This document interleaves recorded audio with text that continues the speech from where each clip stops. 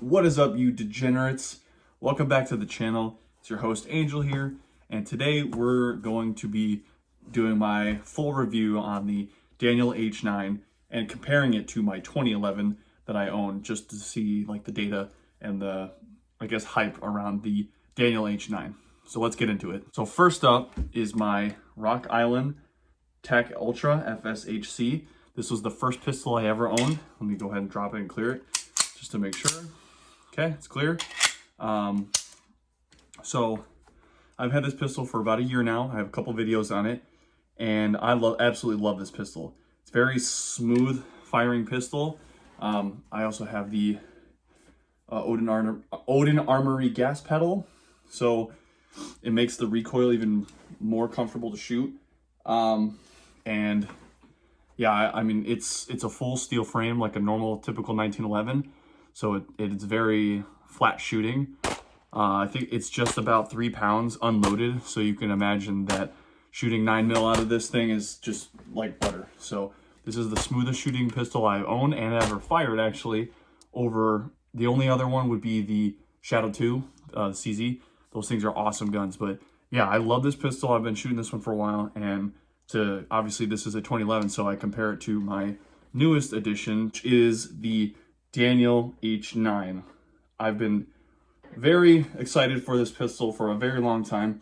I'm one of the few people that actually knew about this pistol, not because I'm sponsored by any means. I'm just saying, like, I loved the original H9 when it came out. The idea of a striker fire 1911 pistol is just, love it. But the Daniel Defense bought their patent, and I knew about it in, like, I think I found out about it in like 2019. So I've been kind of hoping that it would do well because they haven't really said anything about it. But then they finally released that SHOT Show this year, so that was awesome. So this thing is a beast. I love it. And I'm going to compare it to the actual 2011 here in a sec. First is we're going to go over like size and weight. For comparison, these two pistols are very different from each other. This is a single action only, like a standard 1911, and this is a striker fire 1911 hybrid. So these two pistols are very unique in their own way, and the size comparison between the two is very noticeable.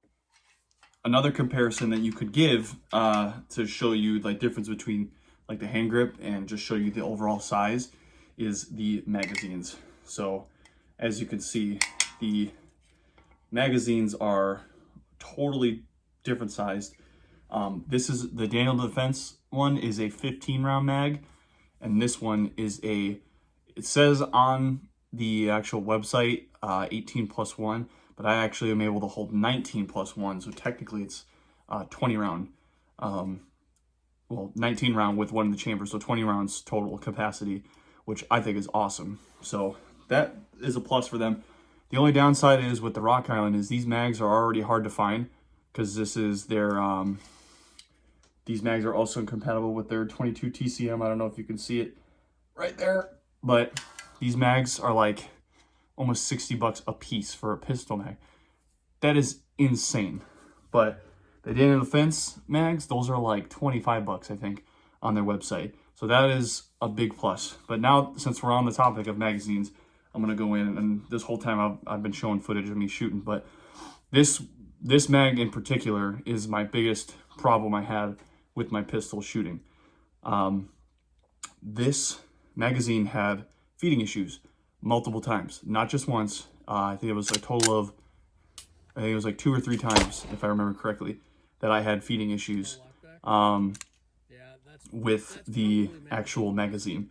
So I had failure to feeds every single time. Now, obviously, sometimes it could be the ammo, but most of the time, for me, in my experience, every time I had a failure to feed, it was the ammo not properly seated in the magazine. So I gave it a little, tap to seat the mags.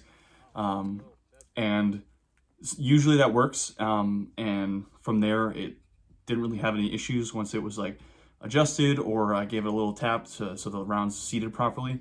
But it still had feeding issues before that. I had a couple of them where, you know, it's just like for how much I spent on this pistol, it was kind of disappointing. And it, you know, this pistol is, I bought this with my own money, so they did not send this to me. So I actually spent my hard-earned money. I'm not even monetized on my channel yet, so I spent my hard-earned money on this pistol, and you know, it's kind of disappointing that I have a mag that doesn't work. Now, granted, it comes with 3 magazines total, so I have 2 other ones, and I ran those ones, and they ran just fine, no issues, without even giving it like the tap and whatnot. But still, for you know, $1,400 pistol, you know, this thing should be running flawlessly, no problems at all. So a little disappointed about that, but as far as that goes, everything else was pretty good. The sights, the big fiber optic green sight on the front, that thing really shined on the range. I was shooting it outside, so it's very easy to, you know, get the sight up, and then the blacked out serrated rear, very easy to you know, bring it up and get your sight picture. It is obviously optics cut, so I am gonna be running a red dot on it soon.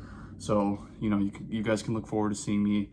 You'll see in the future, in the next couple months, I'll have some upgrades on this. But, you know, a lot of people were saying that the trigger was something that they were worried about because it has the that little swivel trigger, the safety, and then you actually go into the trigger pull, which is kind of odd.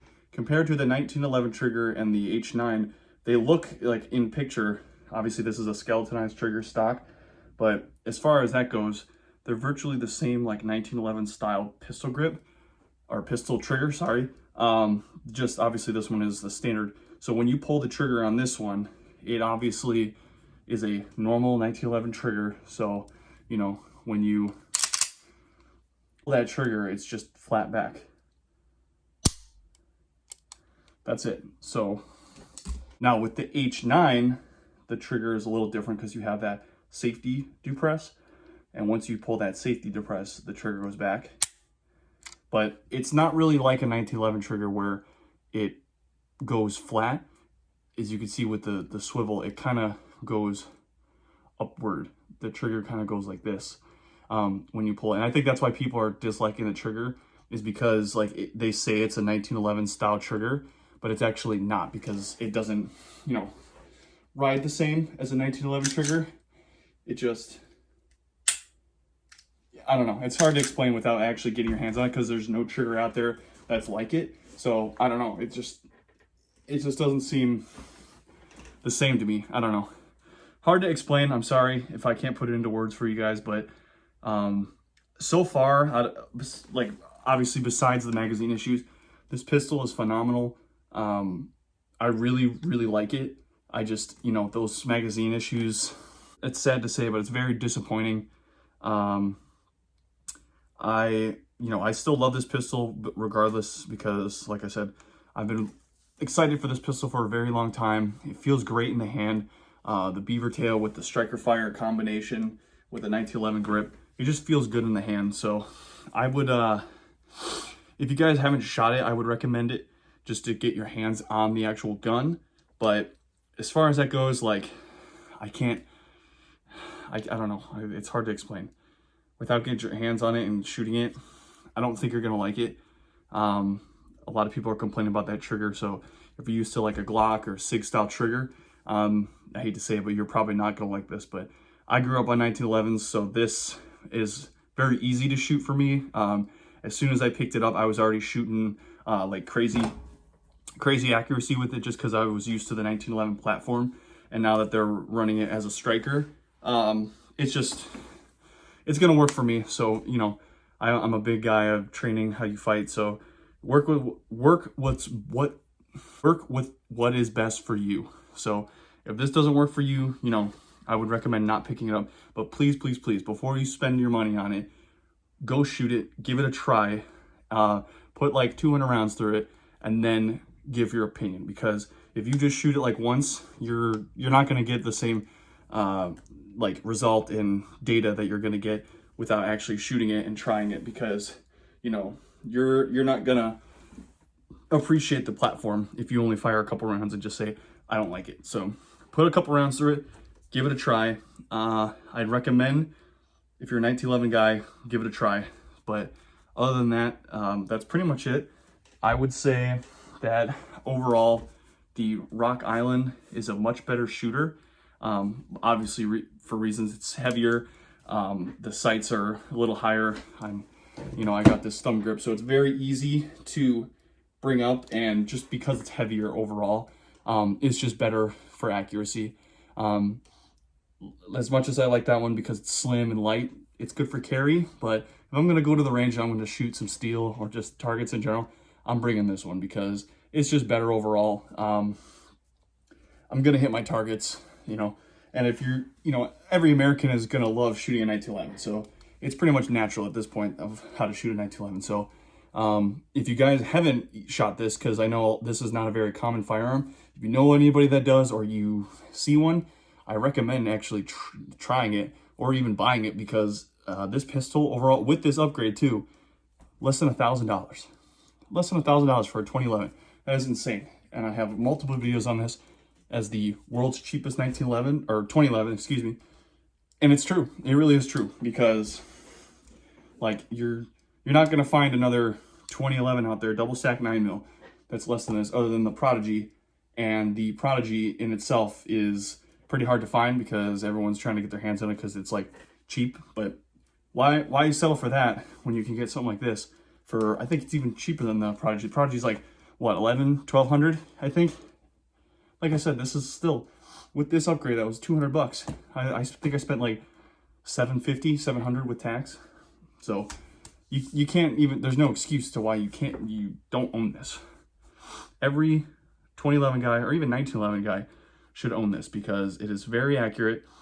It is very fun to shoot. That is the biggest thing, is it's fun, and it's just practical because it has the dust cover, the full rail, flare magwell, so goes in easy, fiber optic front sight, and overall it's just a very, very fun gun to shoot. So get your training out there, get with what works best with you, and then yeah, keep training, you guys. Thanks for watching the channel. I'll see you guys in the next one. Peace.